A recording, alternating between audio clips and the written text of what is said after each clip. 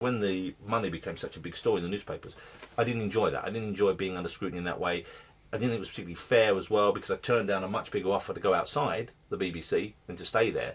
So I always felt it was very odd that I was being painted as this kind of greedy guy who was trying to get what he could out of the BBC, when in actual fact I turned down millions to stay there. But do you think it was unhelpful to you in the BBC that it became known how much you were... Well, I don't know if that figure's correct. It was said you earned £6 million a year. Yeah, and it wasn't far off that, but it was not quite that amount. But was it unhelpful that that figure became public? I think it was unhelpful that they didn't turn around and say, yes, that's what he's worth to us, and that's less than the going rate that he would have got elsewhere, and we stand by that decision. The BBC should have defended more publicly how much they were paying. Not necessarily. They should have decided what they wanted to say about it and have said it, rather than they kind of hedged and fudged the issue and went, well, you know, if we negotiated it again, maybe we wouldn't, or maybe we wouldn't. It's like, look, you wanted me to stay, you were prepared to pay that amount of money, you knew I could have got more going elsewhere, you were delighted I stayed, why don't you just say that?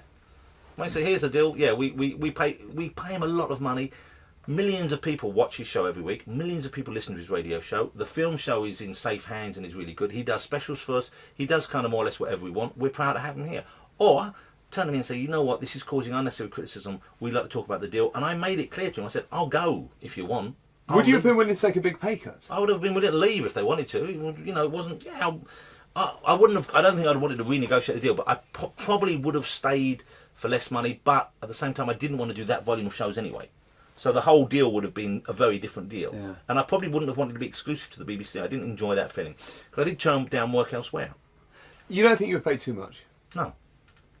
I tell you why that, because the market value was, I would have got several million more for doing the same volume of work, if not less, outside of the BBC. So therefore, sure, I was being paid a load of money, and it was it must seem like an incredible amount to someone who's in, you know, a regular job. But at the same time, I'm not in a regular job. I'm in show business, and I was at the top of my game. Do you think that sometimes you gave people ammunition with which to attack you? For example, when you said that you're worth 1,000 BBC journalists. I think they created ammunition, because I never actually said that. What did you say? I said, apparently, I'm worth 1,000 journalists, because I was commenting on a piece that had been written in the newspaper, which one said the BBC are paying him what they pay 1,000 journalists. Now, it's ridiculous that you would compare the money of someone who's a journalist and someone who's hosting their own show named after them. They're not doing the same job.